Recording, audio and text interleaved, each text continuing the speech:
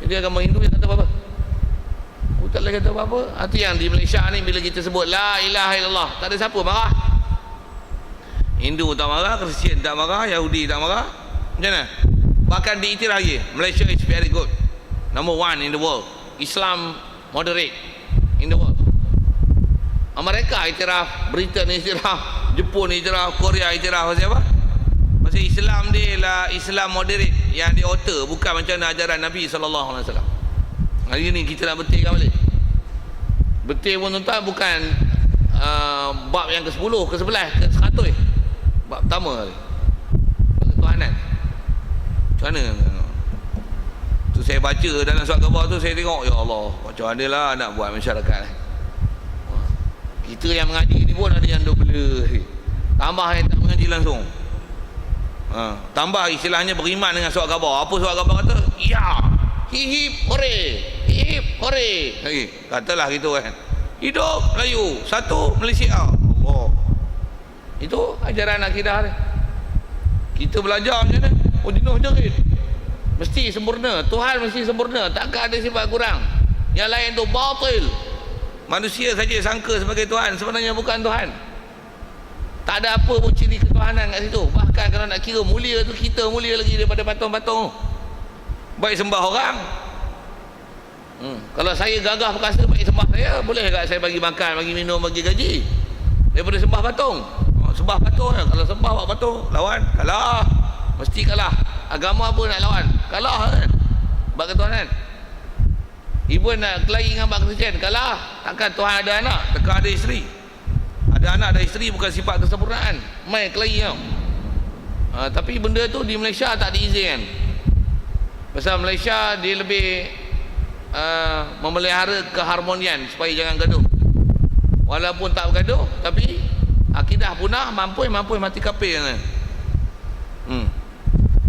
Kalau ikut kita, Rasulullah bergaduh, Rasulullah berperang tuan-tuan, jangan tak tahu tuan. Rasulullah berperang tuan-tuan. Dengar elok. Tuan-tuan jangan berbangga tuan-tuan boleh hidup aman damai, makan boleh kenyang, rumah besar, kerja, pangkat, duit banyak, kenderaan mewah-mewah. Tuan-tuan jangan berbangga lah benda tu. Orang kata kita aman damai, nak apa lagi? Weh, tak ada. Kejayaan bukan dengan aman damai. Kejayaan ialah akidah yang betul. Kalau akidah tak betul, tapi tuan-tuan hidup aman damai, mampus kafir. Jangan buat silap tu. Tu besar tu, bab akidah tu.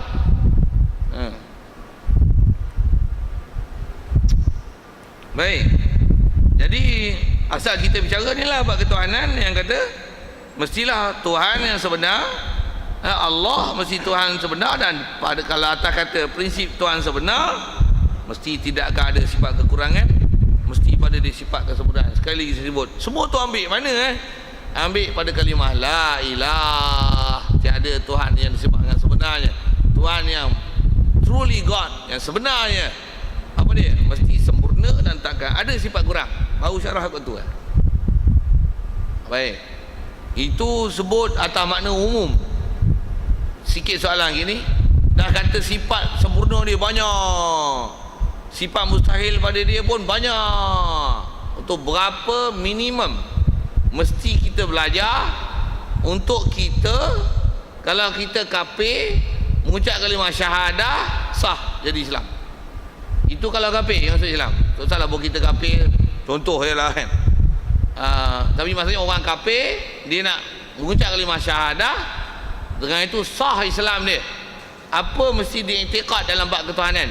Umum mesti punya tadi, mesti dia sempurna, takkan ada sifat kurang. Siap. Cuma berapa at least dia mesti faham bila sebut la ilaha illallah. Yang dengan itu bayang tuan, orang kafir boleh jadi Islam, power tu. Jadi apa konten yang ada pada kalimah la ilaha illallah yang menyebabkan orang kafir boleh masuk Islam?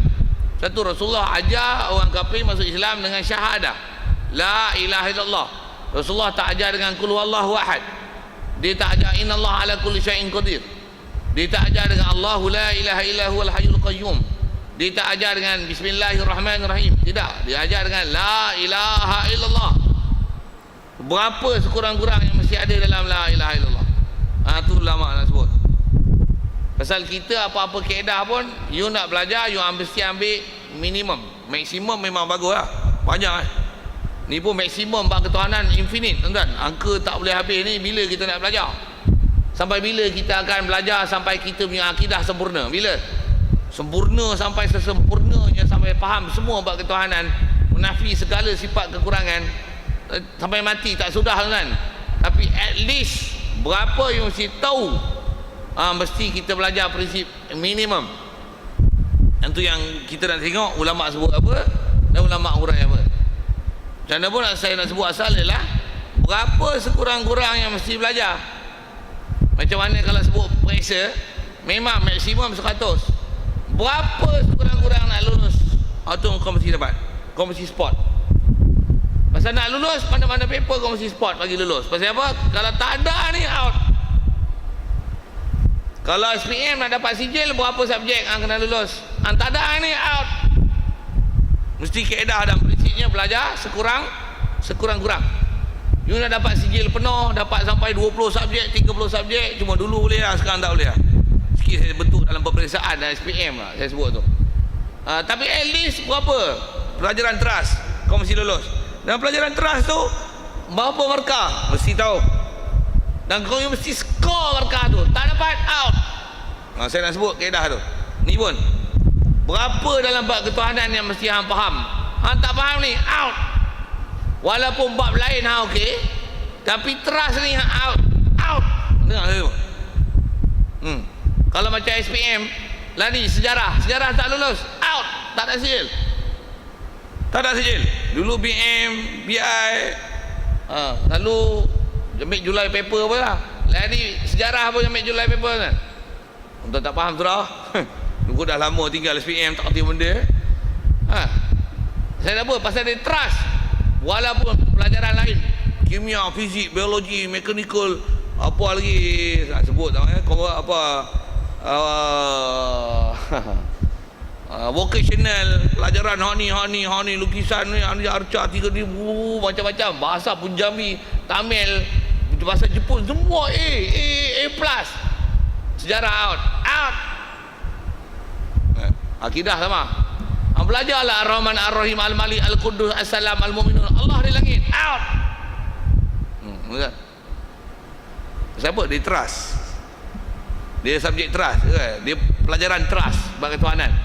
Duk kata salah 3, out. Walaupun bab lain okey.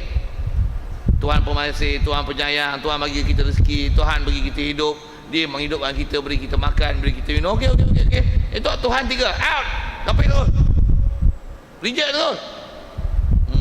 Allah Ar-Rahman, Allah Ar-Rahim, Al-Malik, Al-Quddus. Dia sifat kesempurnaan, dia yang menentukan ketentuan kita azali lagi gini. Tiap-tiap Allah kat langit, out. Tapi awal pasal apa? Salah bab ketuhanan. Prinsip trust dia salah. Satu, bila trust, berapa trust tu? Kita nak kaji tuan-tuan, orang ada PhD holder, PhD holder lah ni pun bengong bab ni. Kasar sikit lah bahasa saya tu. Saya kata bengong macam apa? Berapa ramai orang yang pegang PhD, tapi bila belajar sifat 20 tak faham, bodoh. Padahal dia prinsip ketuhanan yang sangat asas. Macam mana dia boleh tak faham? Tu saya kata PhD holder bodoh. Sepatutnya PhD orang cerdik lah. Tapi lah ni kebanyakan hak bodoh-bodoh di Malaysia ni banyak PhD ya. Sedap buaya itu. Ya. Walaupun ada hak cerdik, tapi kebanyakan PhD holder di Malaysia adalah bodoh. Kasar sikit ayat ni. Apatah lagi kalau bab agama kan. Tuan-tuan bukan bidang tu, tuan-tuan nak menilai, tuan-tuan tak pandai. Saya duduk bidang tu. Saya mengaji, menghadap tok guru. Sebut sebiji. Tengok, walaupun PhD holder, bodoh. Walaupun tempat rujukan, sampai negara luar pun ambil rujukan kat dia. Kelakar Amerika ambil rujukan kat dia.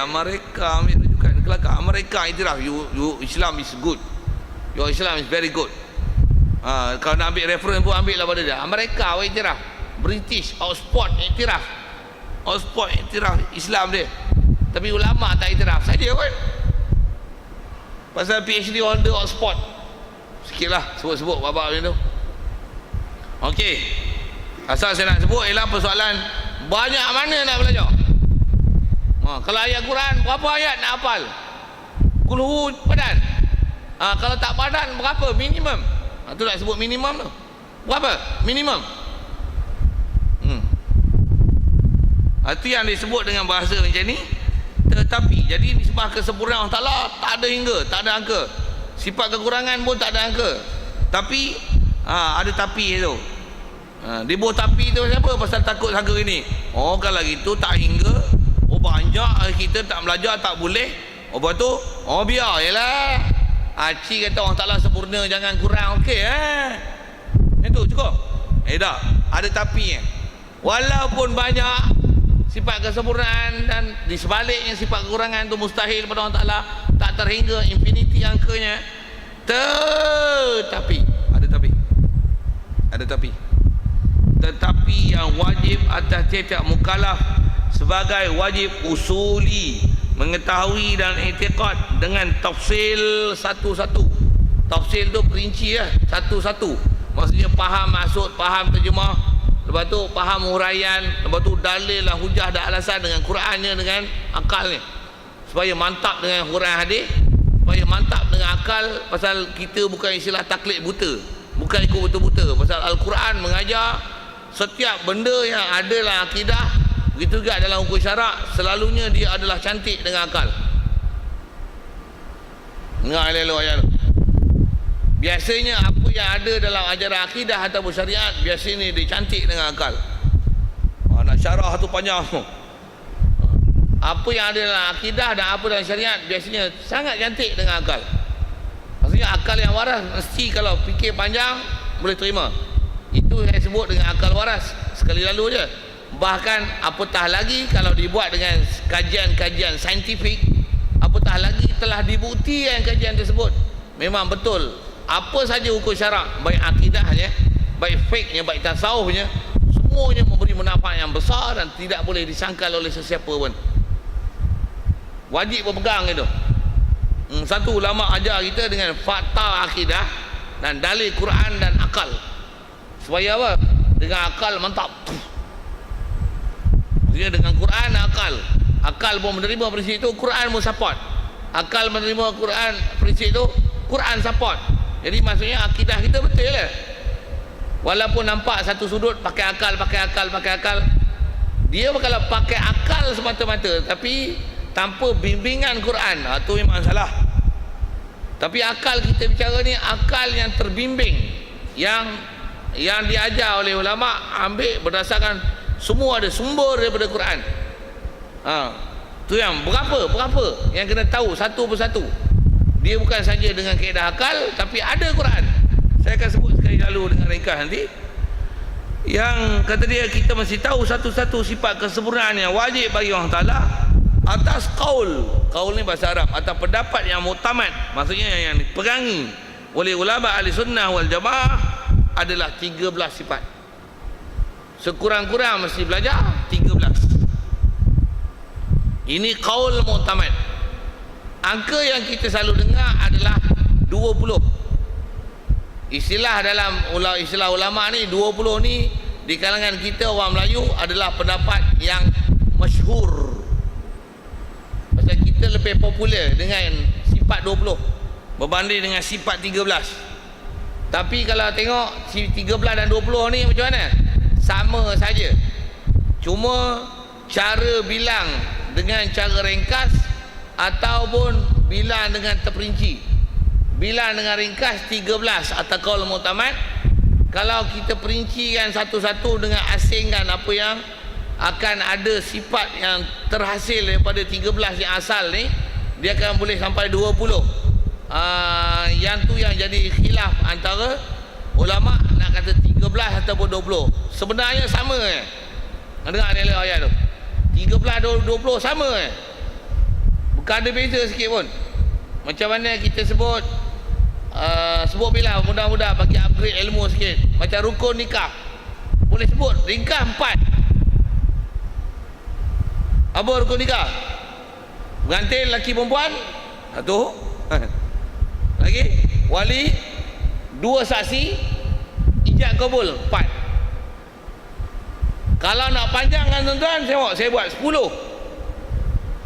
Tak 10 tu apa tak? Saya buat kelakar sikit sambil-sambil lah tak? Pengantin lelaki, maksudnya calon lelaki, calon perempuan, wali, lepas tu saksi pertama, saksi kedua, benda sama cuma urai satu-satu. Saksi pertama, saksi kedua, lepas tu ijab satu, qabul satu. Saya tambah lagi surat kursus, sijil kursus satu. Kalau bujang, surat akuan bujang. Dua, surat keizinan berkahwin daripada pejabat agama. 10. Nampak? Saja saya panjang gitu. Berapa semua? 10 ke 4? 4, 10 sama je. Cuma 10 tu tambah 3 lagi tu, yang tu mengikut enactment pejabat agama. Buang tu 7.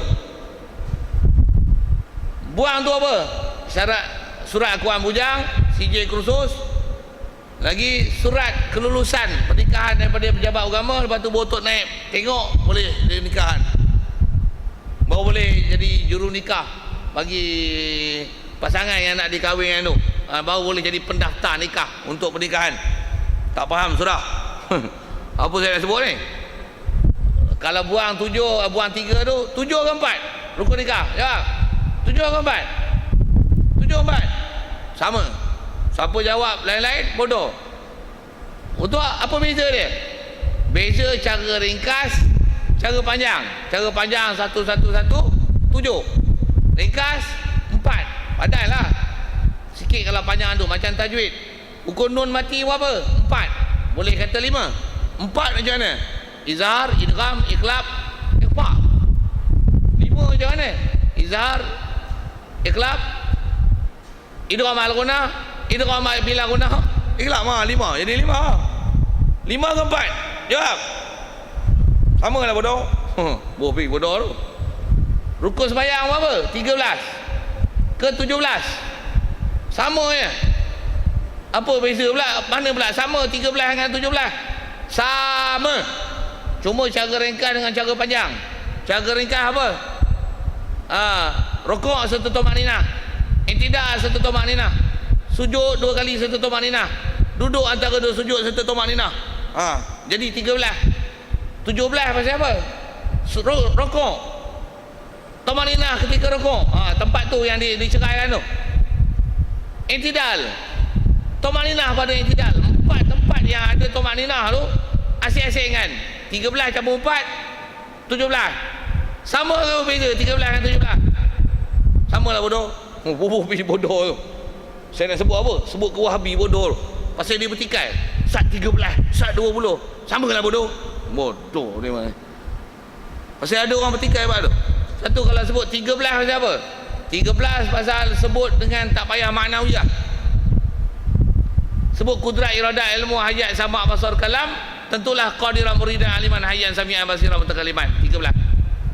Tapi kalau sebut asing-asing, dah kudrat iradat ilmu hayat sama basar kalam, tentulah kaunu qadiran muridan aliman hayyan sami'an basiran mutakaliman. Tak faham tu apa? Ngaji. Itulah suruh Melayu. Tak belajar mana nak faham. Rukun nikah pun tak belajar, tak faham. Tajwid pun tak faham. Tauhid pun tak faham. Apa pun tak faham. Dan tu dia kena belajar. Macam mana pun saya nak sebut ialah angka muktamad 13 yang kita masyhur dengar 20. Sama tak 12 dengan 30? 13 dengan 20? Jawab. Sama tak bodoh? Okey. Sedap begitu. Saya tak kata bodoh, tapi format menjawab bagi mereka yang mempertikaikan angka tu.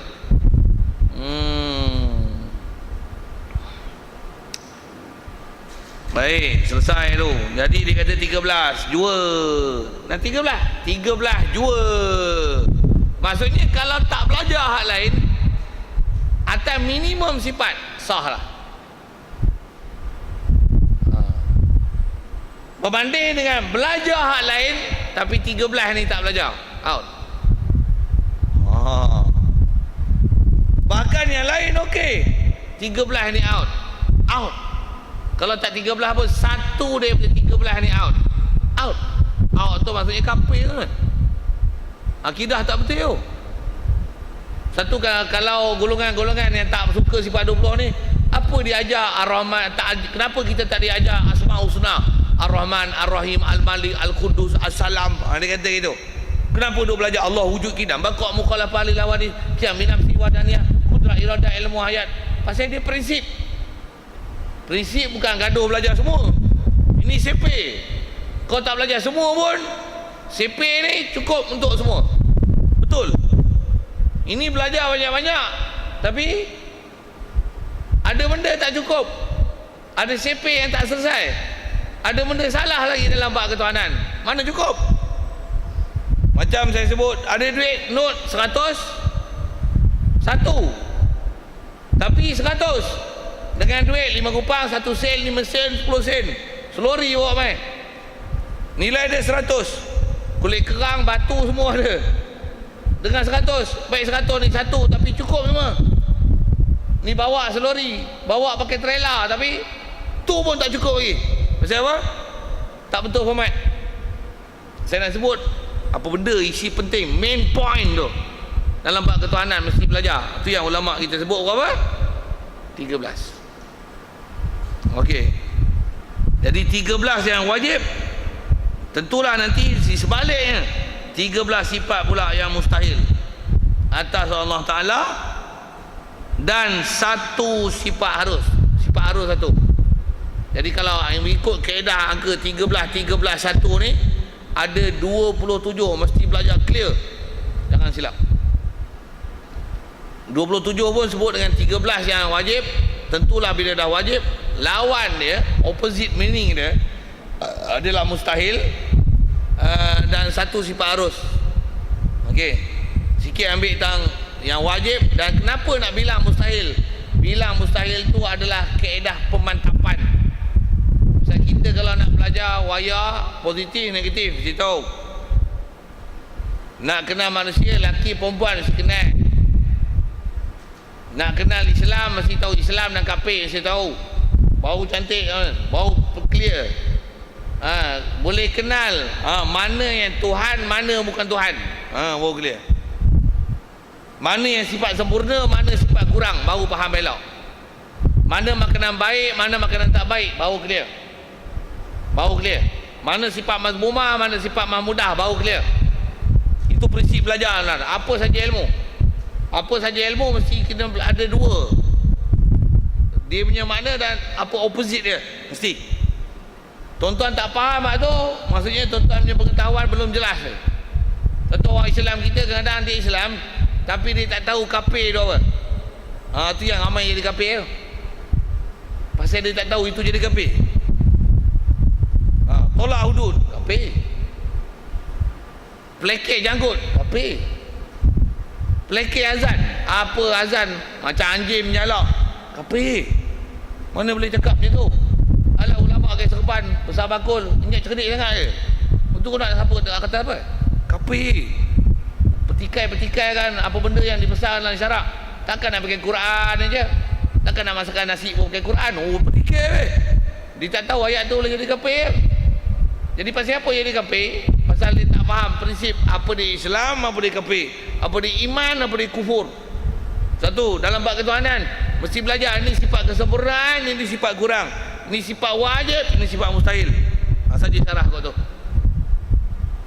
Kalau tengok video-video yang golongan yang tak apa waras kepala otak ni, dia petikai Allah ada lawannya, tak ada, dah ada lawan-lawan jadi tak ada. Dia perolok-olok yang benda tu. Padahal very simple knowledge dia tak boleh faham. Dan lelaki taklah perempuan, kan simple tu. Hidup taklah mati, kuasa taklah lemah, kan simple aja tu. Allah Ta'ala mukhalafah lil hawadis, tentulah tak akan bermasalah. Dah dia satu tentulah tak berbilang, kan very simple. Itu pun ada orang kena PhD holder tapi masih bodoh. Hukum yang begitu simple macam tu pun tak boleh faham. Okey. Jadi asal kaedah asal nak sebut angka 13 ni, kalau sebut dengan nama dan tokoh, 13 ni lah prinsip Abu Hasan Asy'ari, dan kita belajar 20 itu ialah prinsip Abu Mansur Maturidi. Dua ni ialah antara tokoh ulama yang masyhur yang menghuraikan la ilaha illallah dengan prinsip yang kita nak belajar sifat 20 ni. 20 mengikut Abu Mansur Maturidi, 13 mengikut Abu Hasan Asy'ari, dan dua-dua ni dikenali sebagai ulama ahli sunnah wal jamaah. Zaman ni tuan-tuan, jaga sikit. Apa dia? Dua-dua tokoh ni sampai ada yang mengkafirkan dia dan memutazilahkan mereka. Kita Islam kita macam ni, begitu mencabar. Makin belakang kan lagi teruk, lagi besar cabaran dia, lagi besar. Lepas ni isu apa pula tak tahulah pula. Saya tak mahu sebut lah isu-isu keliling tu, jadi panjang. Tapi saya nak sebut, jagalah elok-elok, bagi faham elok-elok apa-apa yang sepatutnya hendaklah diambil daripada prinsip ini. Baik, dengan angka selesai dia sebut.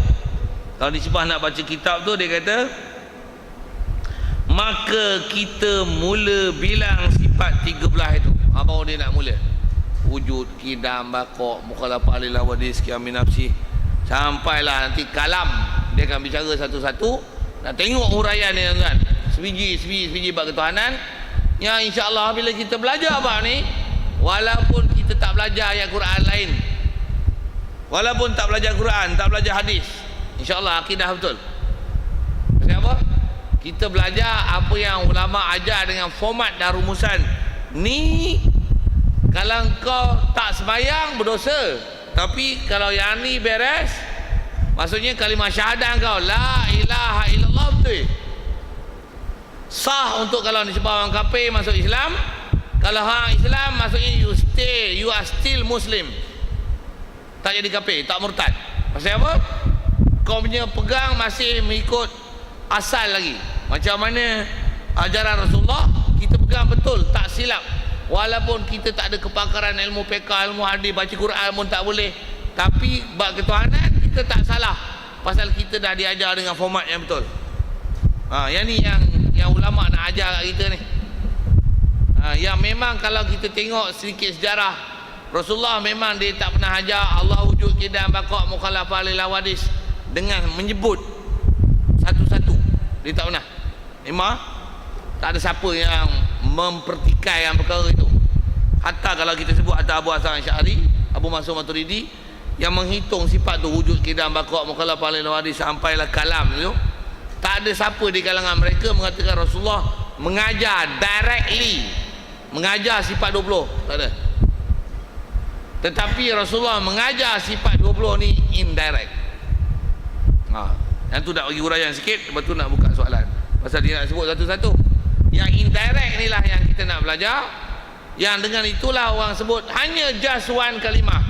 Kalau gunakan one kalimah, kadang-kadang kita guna bahasa two kalimah. Kita sebut kadang-kadang kalimah syahadah, kan kita sebut dua kalimah syahadah. Apa dia? La ilaha illallah Muhammadur Rasulullah. Kafir di Islam. Apa keramatnya kalimah ni? Pasal dia menghimpunkan semua bab ketuhanan dan dia menghimpunkan semua bab kerasulan. Just these two words. Bukan two words, two sentences. Sorry. Cuma kita pakai words. Kita pun Arab pun kalimah, padahal dia bukan kalimah, dia ialah kalam, dia ialah jumlah. Tapi kalimah just one words. Kalimah syahadah, dua kalimah syahadah, dia bukan kalimah, tapi pasal ringkas dikatakan kalimah. Macam mursal, sebut juz maksudnya kul. Asal nak sebut ialah macam mana boleh la ilaha illallah boleh jadi Islam, pasal dalam dia merangkumi semua bab ketuhanan dengan huraian tadilah, dengan ringkas. Apa dia? Meski sempurna, takkan ada sifat kurang, atas sekurang-kurang sifat. Tu yang ulama ambil huraian. Berapa yang banyak tak terhingga, dan sekurang yang mustahil tu tak terhingga, yang at least minimum you mesti belajar. Berapa? Tu 13. Dia buat dengan rumusan ni, ambil ni. Pasal dia dah ambil semua Quran dan hadis, tengok selesai semua tu dia dah proses. Okey, ni parti dia 1, 2, ikut step je. Belajar lah. Kalau ada apa-apa masalah, tengok matching tau. Apa masalah? Tak mana tak belaga. Ayat Quran ke hadis ke apa-apa dengan prinsip dan format ni. Apa masalah dia? Pasal format ni mesti faham dulu. Tak faham format ni, kacau. Pasal ayat Quran dan hadis, kalau bukan ahli dia, pasal dia ilmu yang dalam tuan-tuan. Orang yang bukan ahli dia akan kelemasan bila menyelam dalam ilmu tersebut. Pasal alat dia banyak. Satu ulama ajar kita dengan ilmu simple, ambil rumusan, pakai. Kalau kau nak mendalam, pastikan alat kau cukup. ilmu hadisnya, ilmu tafsirnya, oi, ilmu qiraatnya, nahunya, sorohnya, balaghahnya. Yang tu kalau nak mengaji, saya mengaji yang tu kan. Masalah hadisnya, tafsirnya, usul fiqhnya, mantik, banyak je ilmu nak kena belajar. Tu pun rasa